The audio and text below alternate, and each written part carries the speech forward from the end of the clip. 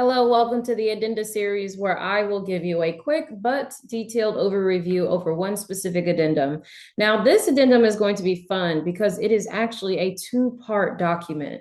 This is the addendum for release of liability on assumed loan and or restoration of seller's VA entitlement. Okay, so this is going to be quick, but again, it will be detailed. So section one, okay, section one is dealing with the release of the seller's liability on loan to be assumed. So first of all, an assumed loan, okay? Assumed loan means that the seller is selling their current loan terms to the next buyer. So if the seller has a 2.5 interest rate, the buyer will have a 2.5 interest rate. If the seller owes 100,000 on the house, then the buyer will also owe $100,000 on the house.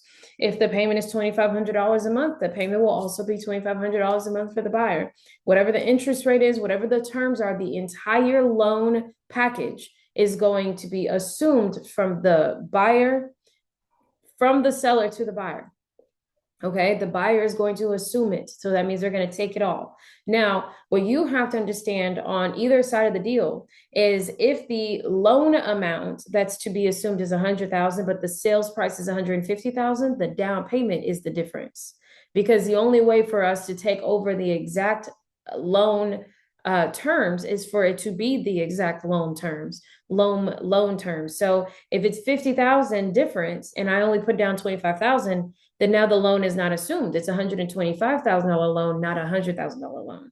Okay. So if the house is on the market for 400,000 and they're doing an assumed loan, but they only owe $100,000, then that means the buyer is coming to the table with 300 grand. They have to have the exact same terms. With that in mind, if that buyer takes my terms as the seller of an assumed loan and they do not pay their payments on time, they do not they default on their loan or what have you. What Section A is talking about is that we're going to release the liability of that seller because this was my current loan. And now I'm going to let someone else assume it, but I don't want any liability behind that. Okay, so don't call me if they don't pay their payments. Don't hit my credit if they don't pay their payments. You're going to deal with that particular buyer because they're the ones who assumed it. So what you're doing here is within so many days after the effective date of the contract, the seller and the buyer are going to apply for the seller's release of liability. Now, the two options at the bottom, if that liability is not done by X amount of time, what's going to happen? Are we going to terminate the contract and let the earnest money be refunded to the buyer? Or are we not going to delay closing based on this approval? Which one? So even if they don't have approval, that seller could say, look, we still want to close, so we don't want to depend on this to close. But then you might have other sellers who say, no, they have 30 days out of 90, I don't know, to get this release done. And if they don't get it done, then fine, the buyer can move on and get their earnest money back. Now, on the back end, the second part, and also that assumability is going to be VA conventional, anything that's allowed to be assumed, that's what's covered in Section A. Now, Section B is talking about the restoration of seller's entitlement for VA. Here's the caveat here. Here's just some background information on this one. You do not have to be a veteran to assume a veteran's loan. You just have to qualify outside of obviously being an active military member. If I have the right credit score, the right DTI, the right DTI means debt to income, or if I have the right residual income, if I have whatever, I have the down payment, I have everything I need, except I'm not a military member, but there's a military person selling their home with an assumed loan. I can assume that military person's loan, even though I'm not in the military, even though I'm not a serviceman. Now, the catch, though, is that the entitlement stays with the house, not the veteran. So if the veteran sells me their home, and I'm not a veteran, so if a veteran sells me their home with an assumed loan package, their entitlement of that house stays with me.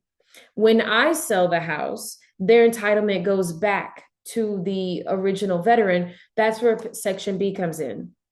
Within so many days of the effective contract, the seller and buyer will apply for the restorations of the seller's VA entitlement. We got to give that entitlement back because that veteran could be waiting on it. Okay. So we're either going to be applying for entitlement on this document or because it could be both. Look at the title right here. And or we are going to release the seller's liability to the loan. It's one of the two. You are only using this document if an assumed loan is in the conversation. If there's no assumed loan in this conversation, then there's no need to talk about this. And again, go a little detailed with your conversations with your sellers. If you have a seller, one of the questions that I ask is, how did you get this home? Was it inherited? Did you buy it? How did you buy it? Was it an assumed loan? Yes. Okay. With the veteran? Yes. Okay. I need this document. And now that seller and buyer are going to apply to have the restoration of the VA entitlement done. Okay. Hopefully that helps.